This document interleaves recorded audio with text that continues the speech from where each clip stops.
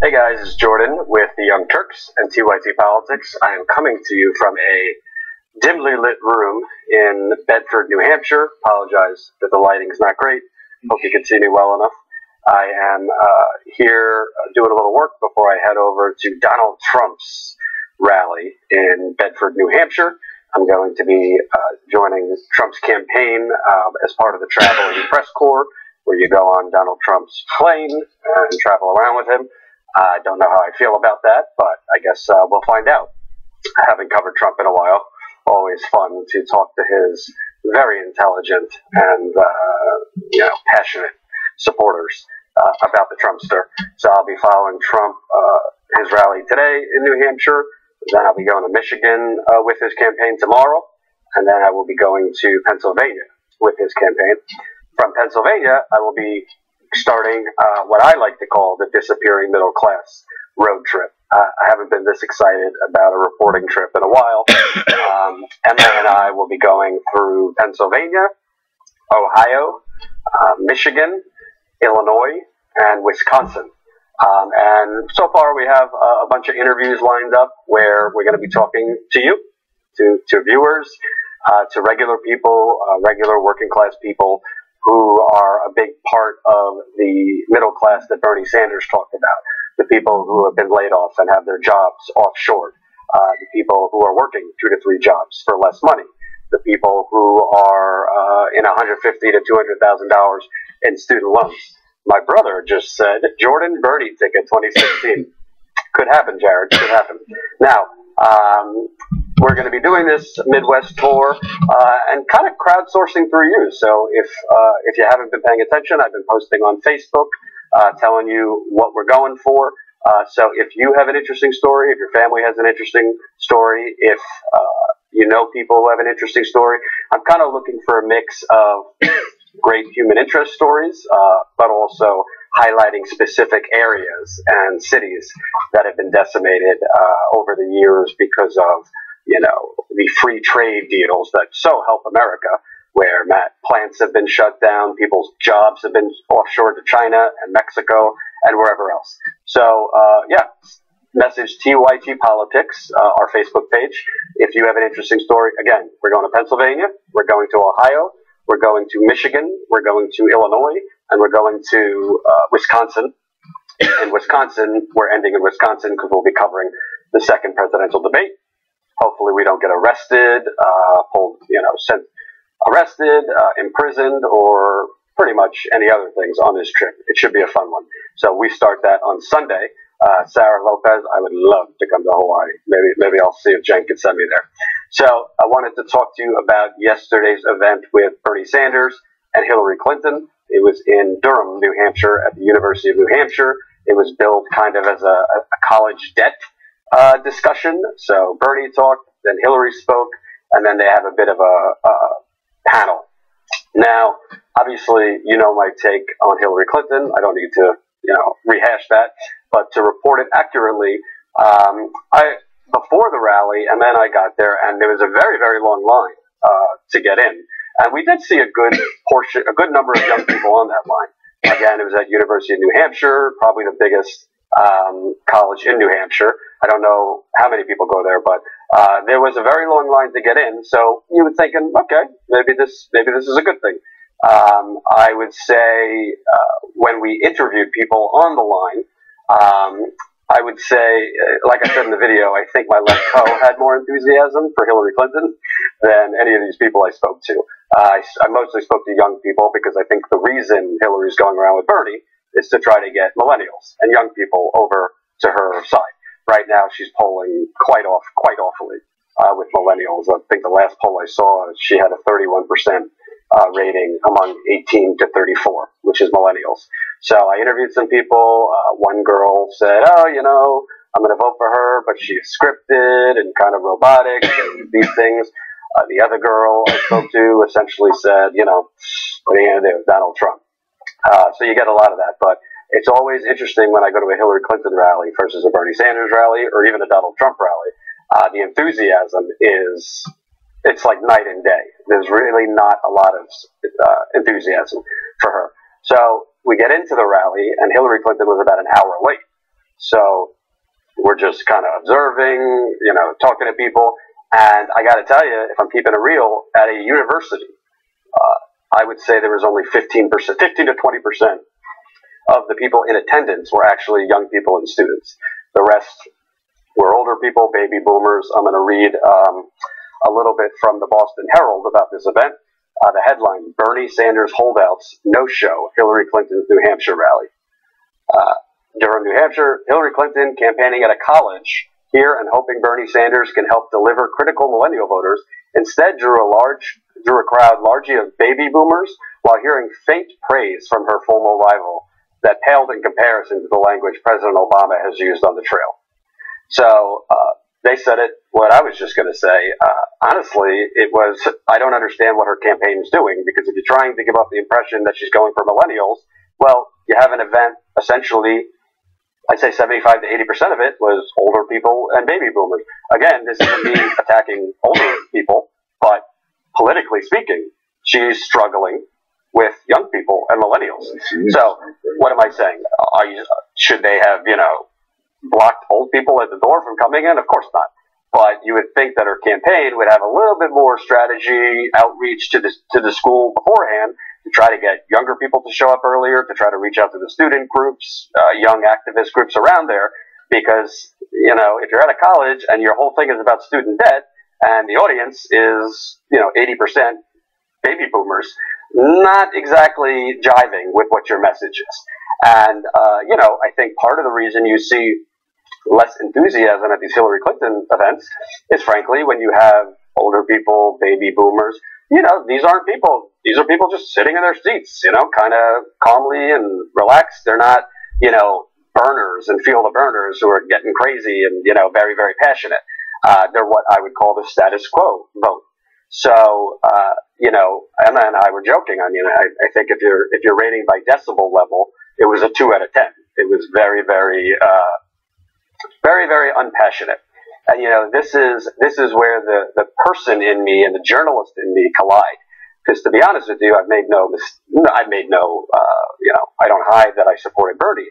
And when I was at Bernie events covering them throughout the primary, you can't help but get exhilarated by it, whether you're a journalist or not. We were experiencing something that was kind of historic, not just by the number of people that were there, but by the body language and the way people cheered and the passion you saw in their eyes, and you saw people crying. It was almost like Woodstock. I wasn't alive, but there was a euphoria and a love and a real yearning for change that was palpable at these rallies. And, in fairness to Donald Trump, although it's a much different feel, there's a lot of energy at his rallies, mostly of the angry kind. But at all these rallies that I saw around the country, you really felt like you were in the middle of a movement, in the middle of kind of like an awoken beast, a sleeping beast that's been awoken. Whereas Hillary Clinton rallies, you kind of feel more like you're just at kind of like an old country club Democratic meeting. I think that's the big difference. So, Jason said the demonic kind. I'm not going to go that far. All right, so Hillary Clinton shows up an hour late. Bernie Sanders begins talking. Now, I don't want to get in Bernie Sanders' head. I haven't spoken with him. I asked for the 150th time yesterday for his people to give me an interview with him yesterday. They didn't give me a no right off the bat, so that was a good sign, but ultimately he couldn't do it. I know that there's some things behind the scenes to try to get him on the Young Turks again soon, so let's hope for that. But Bernie spoke first, and, I got to keep it real. He was not your typical Bernie. I thought his energy was lower than where I've seen him before. I thought he was talking a little bit more like a wonk, like policy wonkish, rather than, Hillary Clinton's great, and, we have our differences, but we really gotta get going with this. He really seems more just kind of taking one for the team, was my impression. Like this article said, faint praise from her former rival. So I just didn't, from Bernie, it didn't come off like Bernie was at typical Bernie levels in the energy, the authenticity. It almost looked like he was not, kind of just there because he had to be. He did say nice things about her and talked about her college debt plan, which in their negotiations during the endorsement phase, he got her over to making free college, public college tuition free for families making $125,000 or less. That's obviously not Bernie's plan, which was making it free for everybody, but it's an improvement. Like I said in my debate with John on Fusion, the problem with Hillary Clinton, yeah, it all sounds great, but does anyone think it's actually going to happen? Like, if I had Hillary Clinton in front of me, I'd ask her, your biggest donors are banks. Do you think they're going to be pleased with your free public college tuition and your plans to give a moratorium for students to have a few years before they start paying back their debt? I don't think so. If you don't know, banks are engaging now in what they did with the housing crisis, pooling all these homes together. Now they're pooling all these student loans together and making toxic shitbags of securities for investors to invest in. So bankers don't want student loan debt forgiveness or a moratorium where people have more time to pay their loans, or for it to be changed from paying an interest rate, changed to paying based on your fixed income rate rather than just paying an interest rate. So I think a lot of the people who support Hillary Clinton might not be so in sync with her college debt plan, if you believe she's sincere about it. And also, I don't want to be cynical, but that's my job. Hillary Clinton, if she becomes president, first thing she's going to think about is re-election. So that includes taking money from Goldman and JP Morgan and Citibank and all these people. So if anyone, I think that's the problem with Hillary Clinton. It all sounds good. I wrote an article yesterday for CNBC.com. I posted it on Facebook and Twitter if you haven't read it yet. But it was essentially saying Hillary Clinton needs to go beyond just saying and putting on her website that she's going to do things and writing out policies. There's the fundamental problem that people don't trust her. Young people, older people, it doesn't matter. So she needs to go out and she needs to address her flip-flops. She needs to address that she has been part of this toxic system of government by the highest bidder. And she needs to explain to people that she gets why they don't trust her, and here's why they're wrong. I personally would not believe it, but as a political matter, that's what she has to do. So if you want to read that article, it's on my Facebook, it's on my Twitter. It was about, let me see what the headline was here. La-da-dee, la-da-da, what will be. Sorry, I finally slept well, so I'm in a good mood. The headline on the article.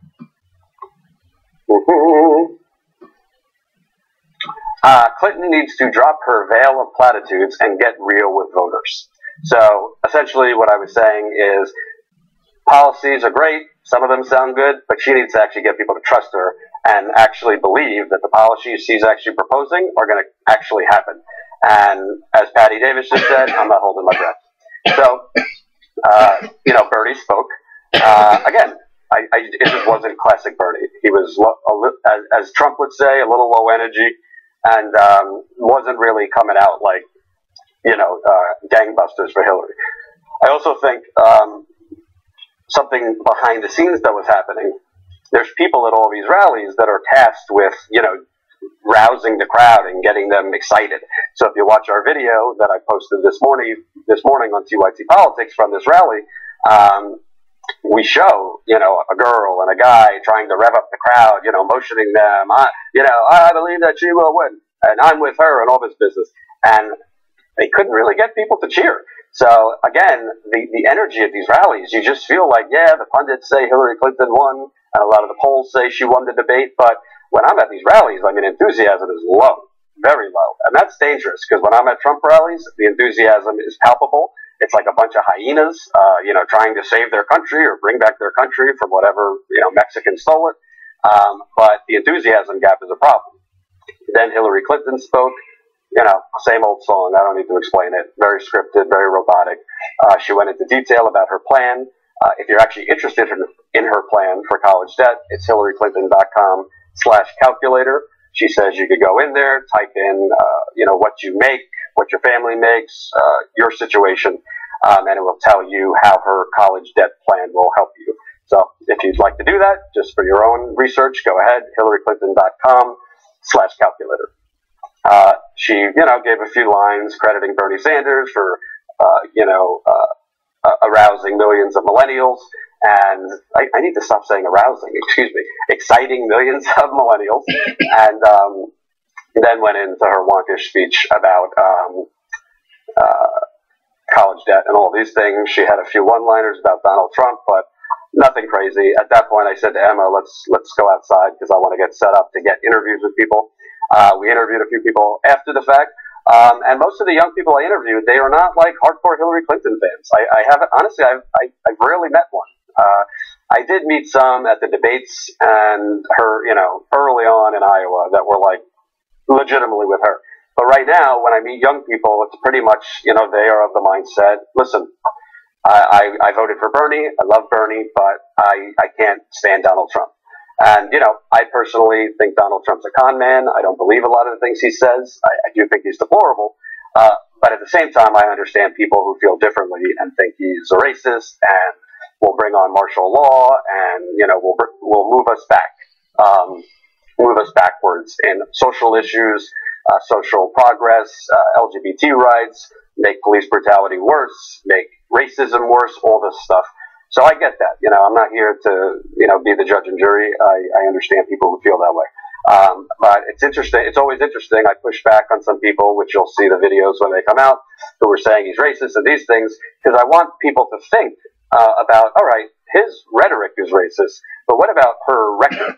Because she wasn't president, but she was a cheerleader when Bill Clinton pushed through welfare reform, which took single mothers and poor people off the welfare rolls. She was a cheerleader when Bill Clinton pushed the crime bill, which was essentially what Trump is saying now, we need law and order. Clinton might have not said it that way, but at the end of the day, what did the crime bill do? Hired hundreds, thousands of more police. Basically did the 3 strikes you're out rule, where people can go to jail for the rest of their life for nonviolent offenses.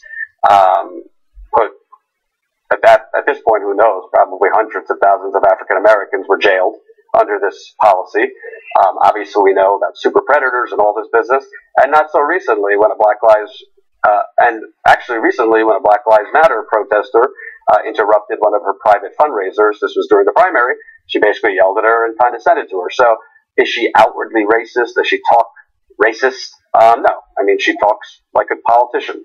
But I think people who actually think with nuance and look at everything, I don't know anything in Hillary Clinton's policy platform, if you believe it, but that's going to be great for black teenagers who have very high unemployment, or, single mothers, or, the older African American who, is struggling with, shitty healthcare, or, very low paying jobs, or institutional racism.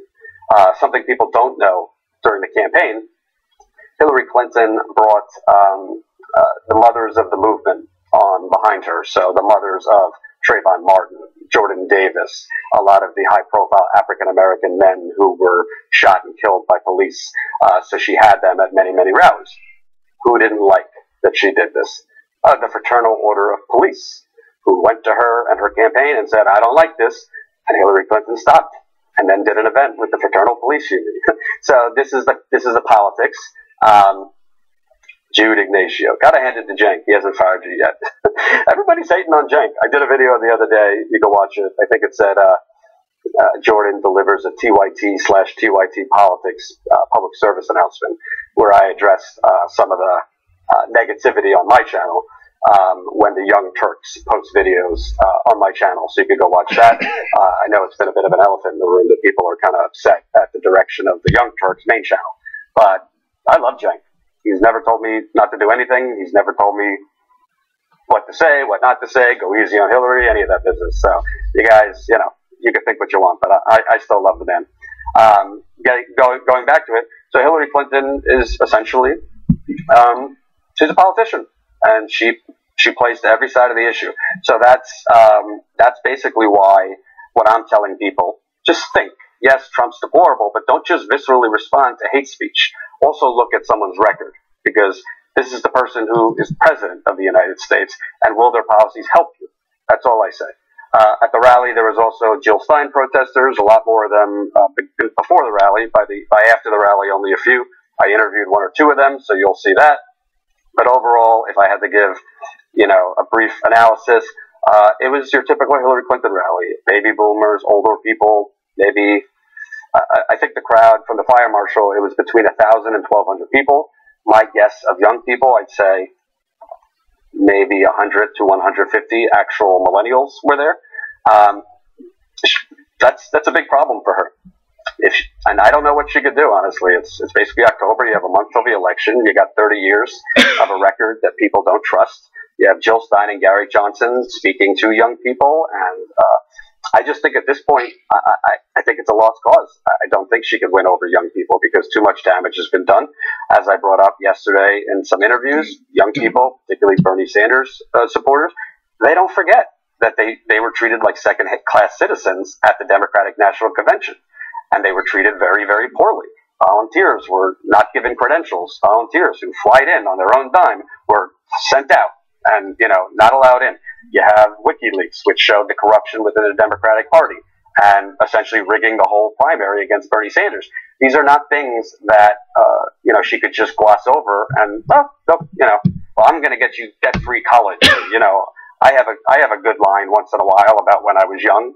People don't respond to that. Young people are a lot smarter. Sure. So that's my story. If you weren't here in the beginning, I'm going to a Trump rally in about an hour. Then I'm following Trump for 3 days, from New Hampshire to Michigan to Pennsylvania. And then I am embarking on the Disappearing Middle Class Tour. I'll be posting on Facebook, loosely, where I'll be on that tour, when I'll be there. It's going to be flexible based on a lot of things happening, but I'm very excited about that because, I like putting a face to, what's really going on, what goes on with real people, not what you see on cable news with the rat race and, Trump tweeted this or this, but like what is going on, with real people who can't put food on the table, who have to choose between taking their medicine or going grocery shopping, who have to choose between, sending their kid, buying their kid something, or again, getting enough food on the table. That's what I like to do. So I hope you'll watch. I hope you'll share. And I really appreciate you, as always, watching. Thanks so much, guys, and have a great day.